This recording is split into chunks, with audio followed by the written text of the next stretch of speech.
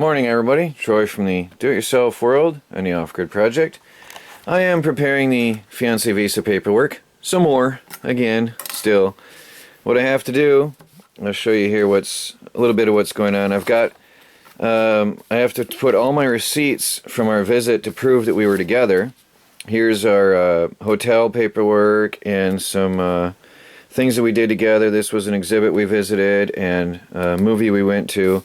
All the proof of all of our time together. All these receipts, meals, and everything we did together, groceries for whatever. It's all here. Resort, swimming area, and boarding passes. Important. If you are going to do such a thing, you have to keep your boarding passes. They say that's very important. So I have to get all this together on paper so I can photograph it, or photocopy it all. And I'm going through all my receipts, and what I'm doing is gluing them onto pages like this. And then I have to take in my my passport and have full color copies of all pages, so I can't do that myself either. And well, there's a ton of work I'm doing today, so I've got to go in and get passport photos, copies of my passport, copies of my birth certificate, and all kinds of stuff. So I'm preparing all this, and I'm going to go in a few minutes here and get all these copies and photos done. And then Melanie is doing pretty much the same thing on her end right now. And then Monday, Tuesday time frame, we're going to be sending this all into the offices of Rapid Visa so they can pack it together for us and send it to the government. So it's a lot of work. But anyway, just to let you know what I'm doing this Saturday morning at the Off-Grid Homestead. Oh, hey everybody, just checking in. It's after 3 o'clock in the afternoon. I've been running the roads all day. I left this morning at 10:30 this morning, and I talked to Melanie. We did our visa paperwork processing together and talked about some details. I got my papers in order, and I spent the last, well, 10, 11, 12, 1, 2, 3, 4.5 hours looking for, well, trying to get photocopies and getting paperwork done and getting my things in order, getting passport photos. I had to wait for the guy. It's living in a small town with a lot of small towns. You do a lot of driving around the entire area to get anything done. One place the photocopy machine isn't working, another place they don't do color. I still have to find a place to get my color photos done. So tonight I have to go away anyway, and on the way I'm going to try to go to Staples, which is a 45, now it's about an hour and 15 minutes trip in another direction, to see if I can get some color photocopies of my passport. So 3:17 in the afternoon, I'm finally just going to check some comments, check the status of things here, and then I'm going to get out and start working outside. I've got about 2.5 to 3 hours left of daylight. As you can tell, I'm talking super fast because I'm really wired, because I've been trying to get this stuff taken care of today and try to get work. I only just ate my breakfast at about 40 minutes ago finally. But yeah, it's been quite a day just doing the visa paperwork.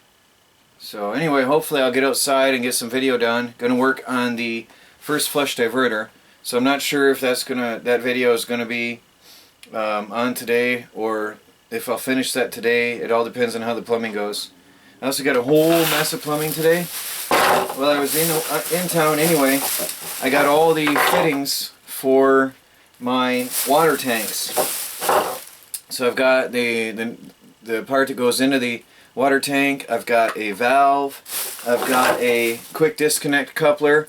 So what's going to happen then is if the tank fails on me, I shut off the valve and I disconnect the coupling, and I've got the tank off out of the system. Actually, the valve is going to be after the quick disconnect. So I'll have to empty the tank, shut off the valve, empty that tank, quick disconnect, and the system is still intact, the whole rest of the system. So this is just a gasket and a screw fitting, so I can do my rainwater collection tanks properly. So I got all of that, T-fittings. I even got I got a threaded T-fitting so that I can go up. This will be in the line between tanks, and then this will go up to a clear tube so I can see the rainwater fill level in the tanks. So I've got, I hope, everything I'll need to connect 2 tanks with, and I'm using the big tall tanks, not the short ones, the big tall ones. The short one was just for testing. Now the big tall tanks, I'm going to use 2 of them for now, and then I've got a tie-off where I've got an end cap here for closing it off, and then for future expansion I can keep on going. So, baby, you're not supposed to be on the table. Get off, especially on video. Alright, anyway, so I've been really busy running the roads and getting my materials. Had to go to the dollar store and get Ziploc bags and tape and labels for my fiancé visa paperwork processing. So I want to do it all right and really good. Anyway, let me check some comments and I'm going to get back outside and I'll see you guys out there. Alright everybody, based on advice I have gotten and made a PVC elbow to go up on the side of the tiny house on wheels. So this goes up on the, can you see what I'm doing? I can't tell if you can see what I'm doing. This goes up against the house. This is the downspout from the rain gutter. I did stick with normal rain gutter material because for one it's dirt cheap. Somebody said PVC is cheaper, but it's not. The downspout was just like, I don't know, $4 or $5 total for the entire thing. And the 4-inch PVC is $10 for 2 feet. So huge difference in price. And then all the fittings and stuff. So I'm putting this together here. Now I'm running low on PVC cement and forgot to get some. But this top piece doesn't need to be fastened because the water's going to flow down anyway. So I'm going to fasten these 2 parts and make sure that I get it on the right way so that it does the job for me, and then I can attach the first flush adapter.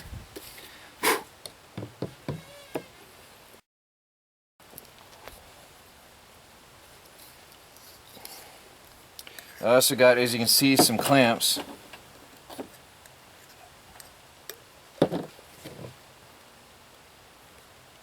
Those are for fastening the whole system onto the house.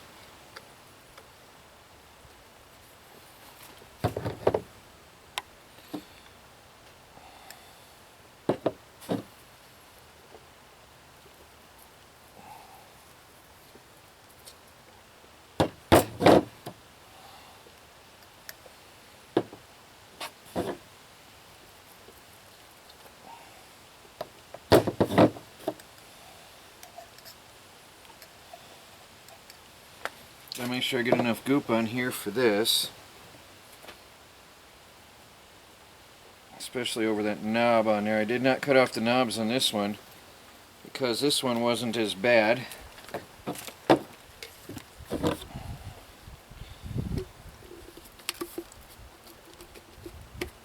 Why is that not going on?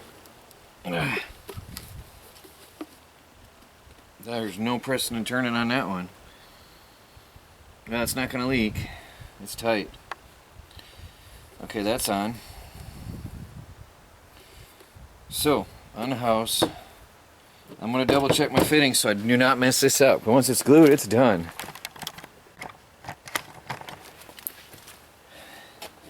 This goes in a downward position.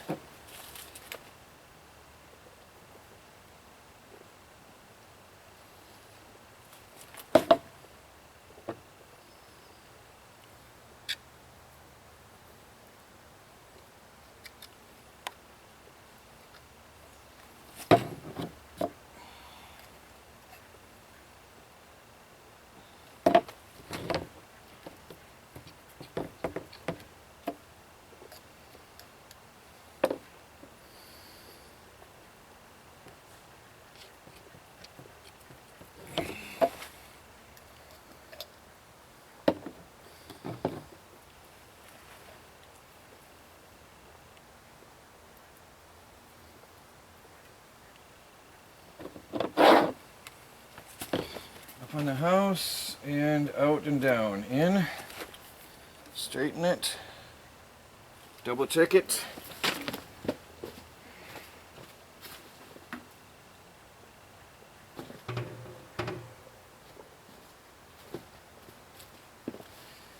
And that's it. There's my homemade angle.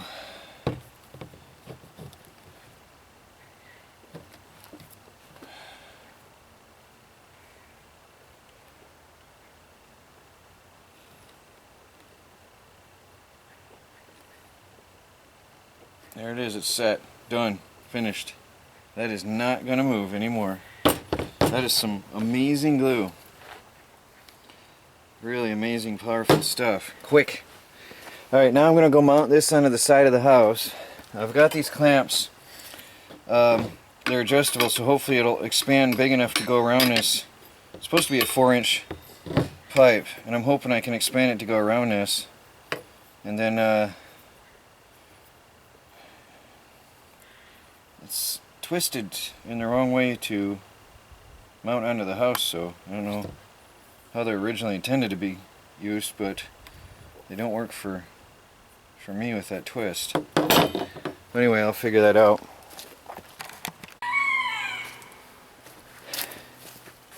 Well, I guess I better explain something. A lot of people are questioning the methods to my madness again. Why am I building the water supply before the shed? Well, I've got guests coming over and I need to have this done. And water is important to serve guests. And the shed can wait a couple days. I just missed there he is. The shed can wait a couple days because we don't have solid freezing weather yet. And if we do, I just drain the water pump for that day and no harm done.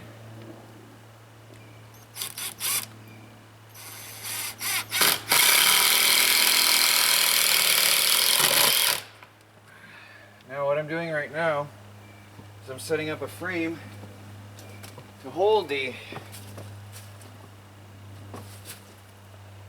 water diverter because there is no wall here. And as soon as I put up the wall, this will go away and the diverter will be hooked up to the wall.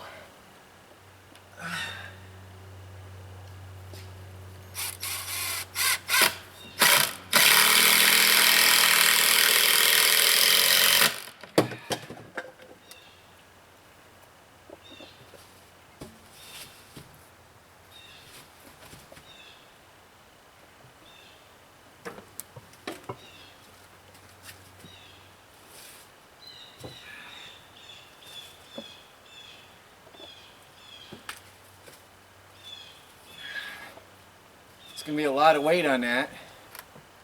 I want to make sure it's going to stay up safely and all the weight of it going down to the ground. Eh? No hands.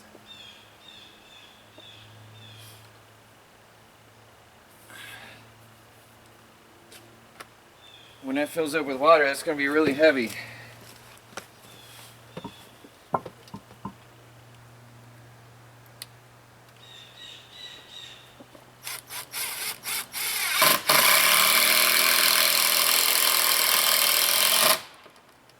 Plus, who wants to live without water? It's not pleasant, I'll tell you. I also made this at an angle. This is at a downhill slope. I used the level to make sure it's not level.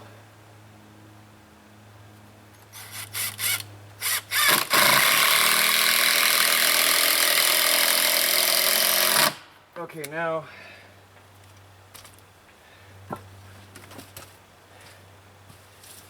the first flush diverter can go into place.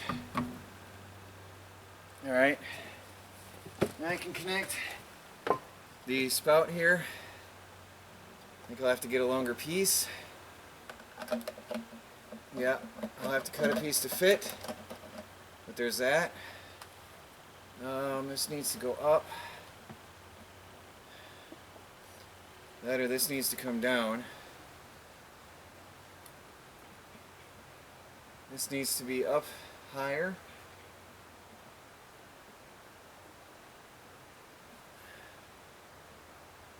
Let's see. Yeah, we got a little bit of a slope here, so I'll fix that. Let me show you roughly what I've got here right now. We've got the downspout, and then we've got the new 90-degree bend, which feeds into the other pipe here. I used a downspout attachment because this is then going to be useful. I have future projects and experiments. I am not going to glue that on the first flush diverter. It's not going to be glued on, and I have my reasons, so I just want you to know. Now I've got to lower that a little bit and then hook it up and I'll be good to go. So I'm going to put the tank up, make sure everything's going to be good, then use the flex pipe and have that run over into the tank, and I'll have a rainwater collection system in place. So let me adjust that pipe there and then proceed. Well, there it is, everybody. Imagine that's a wall and that flex pipe goes through the wall, and there is a completed rainwater collection system, and this fits this tank as if it was made for it. I cannot believe this pipe snapped in. Actually, it snapped into the grooves, the slots. It was like it was made for that. That is awesome. That is so awesome. So the flex pipe popped right in there. Goes up to the first flush diverter. I still have to silicone seal the ends here, but that goes together now. And I've got a bracket on here so it's not going to fall or move. I'm going to put another one on here as well in a minute. So there's how the first flush diverter works, as I promised everybody. Now imagine again, there's going to be a wall here. Actually, next week I'm starting construction on the wall, and that board is actually going to help me get the wall up straight, because I can screw it on when I build the frame of this wall. That board is going to help me, because I'm just going to pop up the wall in place, tack it, and then level and square it. Anyway, when it rains, water will come down through the downspout into my homemade elbow, and then here's where all the turbulence is, and it starts to flow. And then the first flush, which means all the dirty water from the roof, all the bird droppings and tree junk and whatever else comes out of off the roof, will then drop into here, because the first few gallons of water is going into the first flush diverter. All right, and then all the dirt and everything washing off the roof is going to drop into here, and all the debris, and this is going to start slowly filling up. And usually a rainstorm starts out slow, at least out here anyway. So it's going to be able to settle, and all the heavy stuff is going to settle down to the bottom and keep filling his spout. And then as it gets up to the top, most of your debris is washed off the roof. The roof is pretty much clean. All your debris has been diverted into the first flush diverter. And then the clean water just keeps on flowing straight on through. Once this thing fills up, clean water just flows straight on through. Now because this is so long, there won't be much turbulence, so all the sediment can come on down to the bottom and settle, and the water will just flow right across the top here and on into the rainwater collection tank. Now, I am not going to use the little tank and the big tank. I am only going to use big tanks. So some people were concerned when they saw the little tank next to the big tank. The little tank was for testing and plumbing purposes because it was already hooked up with all the fittings already, and the big tank was not hooked up to anything yet. So I just wanted to make sure that the house would work and that I had a good system. Now I've got a good system, and that water tank works. This big water tank holds water. So here we are, everybody. The completed tiny house on wheels rainwater collection system. Finish the roof, finish the rain gutter, all the way down into the first flush diverter and into the rainwater collection tank. Now, I did go get all the fittings. That'll be another job for another day because I'm running out of daylight today. But I got all the fittings to hook up this, well, a series of these big tall tanks. And these are food grade. People are worried. Another thing I see a lot is these are food grade. These are household water pressure tanks. There was an air bladder in here to give the pressure. As the water pump in your house kicks on, the pressure pushes against the air bladder, causing pressure in your lines in your house. And then once the pressure is built up, the water pump kicks off, and that big, huge tank held the water pressure for your house, allowing your pump to not have to cycle as much. And they leaked, the air bladders failed, so I got these tanks for free, and they are food grade for drinking water purposes. So we are good to go. Now I'm also going to put a filter after this here. So I haven't glued anything here because I'm still thinking on that. This will work. Right now, if it rained, I've got a silicone seal these ends here. But if it rained, the rest of this will work. Everything's going to work. If it rained right now, everything will work. But I want to put a filter after the first flush diverter and before the water tank, just to make extra sure that no dirt gets into my big water tanks. So I'll probably come up with something here, in between here, some kind of a filtration system. Even if it's just a screen that I can quickly remove. So then my flex spout will go into that, and then that'll go into here. So, but now that I've got the system together and I see how it's going to look and how it's going to work, now I can better worry about the filter. So now if you can imagine, there's going to be a wall right there, and that's all going to be just fastened to the side of the wall. It'll look a whole lot nicer then. Right now it's just hanging in the air because there's no wall yet. But this is going to be the shed, which will hold my water tanks, my water heater, and my battery banks. Okay, so that's this shed is going to come out here 10 feet, all right, and hold a whole series of water tanks, and it will be a heated shed, so all my water will stay above freezing. So there it is, everybody. There it is. First flush system, rainwater collection system on the tiny house on wheels, all done. Well, everybody, I want to clean up before it gets dark. I'll talk to you all later.